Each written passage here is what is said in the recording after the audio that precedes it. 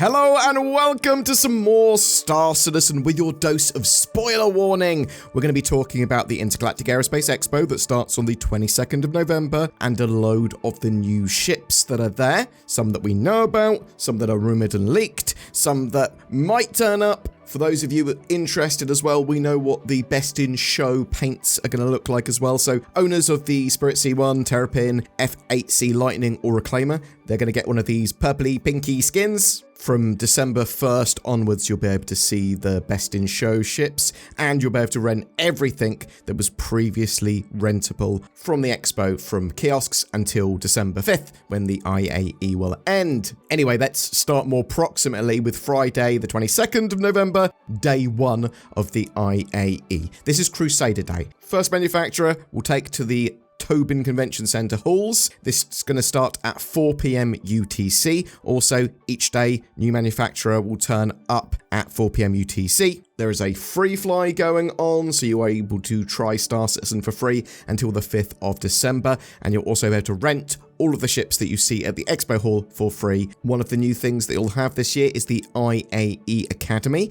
This is a collection of missions to earn special rewards, mainly for new players or people trying out the game for the first time, but I suspect anyone can get involved with them to get the rewards. I believe Inside Star Citizen's being replaced with the IAE Show, your ultimate guide to ships, vehicles, and associated gameplay in the verse, featuring special guests, deep dive conversations, and manufacturer moments. You won't want to miss it. So we've got the first episode of that on Friday the 22nd, and then we've got another episode on the 24th on this Sunday. We have a new ship turning up on Friday the 22nd, and it's going to be flyable. I've been testing it out in the PTU already, the Crusader Intrepid. So this looks like a entry-level explorer or multi-role ship, something that you'd move on to naturally from a starter ship. There's also going to be a Q&A here as well. I'm not a fan of the way the ship looks. I think it is the ugliest ship in game. Some people will say that the Aurora is the ugliest ship in game. Some people might absolutely love the Crusader Intrepid. I, however, go eh, eh. That is the sound I make when I see it. It's also worth mentioning, actually, that on certain days of the IAE,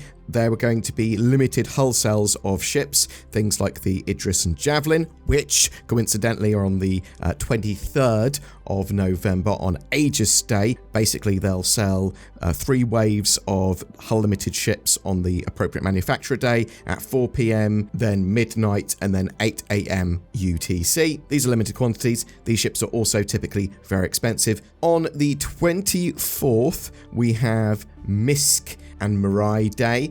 There's going to be more of that Intergalactic Aerospace Expo show.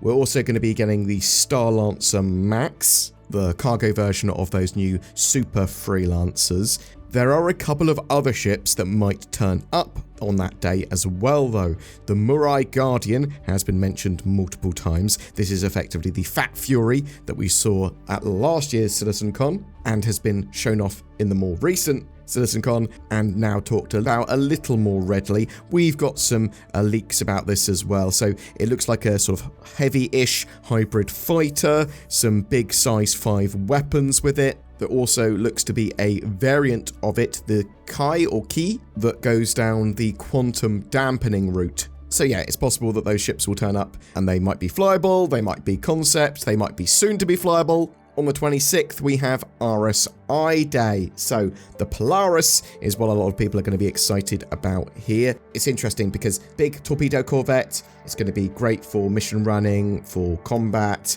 It's got quite a big hangar, load of facilities on board, tier 2 med beds. It's got a brig. They've updated and improved a load of its weapons. It's got working point defense systems, so literally turrets that shoot at missiles, torpedoes, and now fighters automatically. These are also functional on some other ships like the Constellation Phoenix. Something you're not going to get with the initial release of the Polaris, because it is going to be flyable from then onwards, is the Captain's Quarters. They're going to be locked on the initial 3.24.3 release. It is still undergoing iteration, the Captain's Quarters. Should be in the game in the near future, though. They will unlock that door. On the 27th, you've got Consolidated Outland, Greycat, Kruger, and Argo Day. Now, the Pioneer has been updated in its concept. It's now a big mobile base that can do the best and biggest version of base building and station building and all that sort of stuff. Hopefully we'll see a updated, reconcepted version on sale then. On the 28th, you're going to have the Kraken and Privateer on limited hull sale as part of Drake Day. Actually, that's a good point as well. I believe the Pioneer will be limited quantity as well. Then moving forward to the 30th, we've got Anvil Day. This is quite a big day because they've got the new Hornet, Tracker, and Ghost Mark II. These are going to be straight to flyable, adding to the rest of the variants of the Mark II Hornets. Really looking forward to the Super Hornet Mark II whenever that turns up. Maybe it'll be this Anvil Day, but probably more likely Fleet Week next year. We also have the Anvil Terrapin Medic straight to flyable here as well. Search and rescue medical ship with a tier 2 medical bed. Really excited for that. It is very sturdy, very tanky, that ship, and makes good use of the Terrapin's hull. But wait, there is more on Anvil Day, and this is very super leaky, spoily, rumory. There is a new ship that may turn up, at least on concept, and that's the Anvil Paladin. This appears to be quite a large gunship, and we've got a blurb for it, which again, treat it as a rumor, because it might have changed its name, it might not exist anymore, it could be a fake. Designed by Anvil Aerospace, the Paladin is an intimidating frontline fighter that makes a bold impact whenever it arrives in battle, whether it's executing a dangerous operation or leading the charge against overwhelming odds. With its powerful array of turreted weapons and ordnance, the Paladin is ready to ride to the rescue. People are expecting this to be a bit smaller than a Corvette, I believe. If rumors are accurate on that, that's a big surprise to me because I did not know that was being built at all. Very excited to see whatever they've got cooked up. I do like a concept or two turning up. Yes, straight to flyable ships are the best. Awesome. Bam. Look at this new thing. It's immediately flyable. But I also like it when they mix it up a bit and go, and we've got this cool thing that we've got designed. Hopefully, these sort of concept ships won't be too long in the oven and they'll be able to come out pretty soon. There might be some other ships and vehicles turning up as well. So I'm talking about the building ships, the base building ships.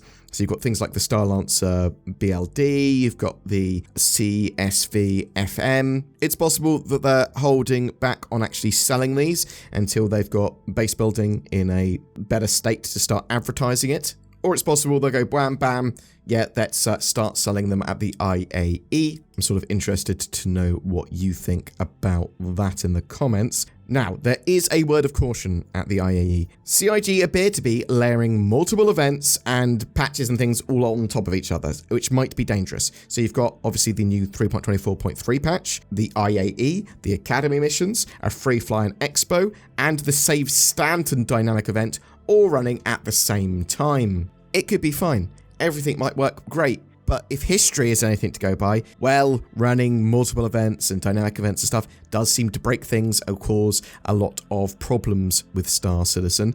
Obviously, they're going to be moving into 4.0 soon. This is all built on the 4.0 code base, the stuff we're playing with 3.24.2a and 3.24.3. But I am just saying that there is a possibility of degraded performance and problems happening. I don't think it's going to be a 3.18 situation where people can't log on and everything's broken, but I don't think Star Citizen's going to be at its best. I hope it is. The IAE this year is a chance for Star Citizen to become significantly more mainstream, even though it's an alpha. And that's because they sort of outlined where they want to go with 1.0.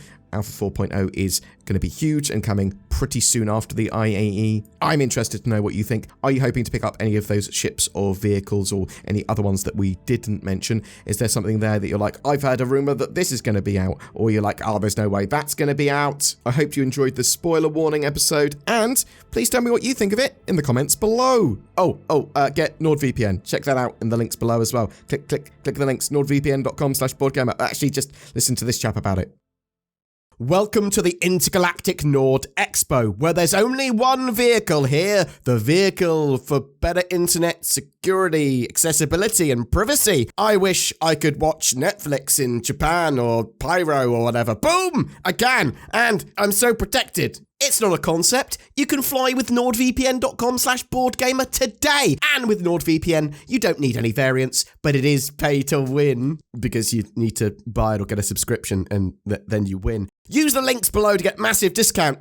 November is all about the Intergalactic Aerospace Expo. We've partnered with the Star Citizen organisation Lunar Wolves for a massive giveaway. Commenting on any of my videos during the month gets you a chance to win one of 4 ships: a Zeus MR, an Ares Ion, a Drake Corsair, and even a Cutlass Black. All courtesy of those beautiful Lunar Wolves. But wait, there's more. Sign up to the Lunar Wolves recruitment page, link down below, for a chance to win an RSI Polaris with lifetime insurance. They're recruiting, you might be looking for an org. I'll chuck some further information and terms and conditions and stuff in the video description as well. Don't forget to click on the join button under my videos. That goes a long way to help support the channel. Thank you so much to you that have already done that. Zin and I play a load of games after work and stuff, and we want to chuck those up for people that have gone the extra mile to support us either on Patreon or via that join button. Just remember to like and subscribe as well. Comment, ask us some stuff. Thank you so much for everyone that supported the channel, whether it be for a day or for the last several years, a decade. Oh my God, we've been doing this for so long. Thank you so much for watching. I hope you have a great November and Intergalactic Aerospace Expo.